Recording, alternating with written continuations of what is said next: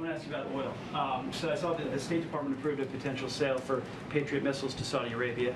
The trip last month from the president between the king and the prince happened. So tomorrow OPEC decides to increase production or not. How confident are you that the Saudis will push OPEC to increase production? I won't get ahead of the Saudis or OPEC. I think you can understand I wouldn't speak to that. We had good discussions with them on the president's trip to include productive discussions on energy security. But look, this is a decision that that OPEC has to make, and I wouldn't want to get ahead of that. Regardless. But do you expect the Saudis to? I mean, you know, we're giving them weapons now.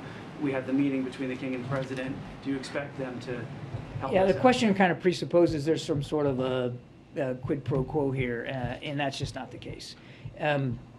We provide defense articles like Patriots, sell those to Saudi Arabia because they have a legitimate need for air defense. In fact, one of the things they discussed on this trip was the potential or possibility for some sort of integrated air and missile defense throughout the region, and the Patriot batteries would contribute to that.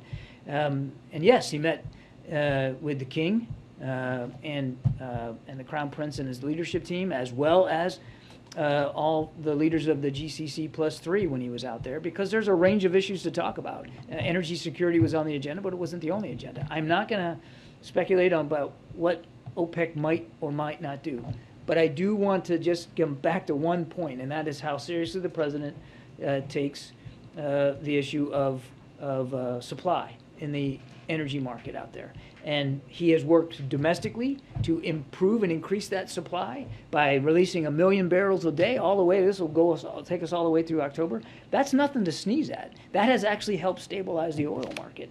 And OPEC, as Karine has told you, just this summer has increased by 50% their production for July and August already. And that has helped stabilize the market. And you're seeing the price now coming down, depending on which variant you want to look at. It's either $93 a barrel or it's $99. Either way, it's come down here in recent days. That's all good. That's all goodness for the market, because more supply means more stability, and it helps depressurize the prices, which then will get hopefully translated down to the pump. So the president's working hard here at home, increasing the numbers of permits that are out there, and he's certainly working hard on the world stage with world leaders to try to, again, help stabilize that market. Okay, we're going to take Tyler, and then the foreign pooler, we should take him as well since you're here. But Tyler,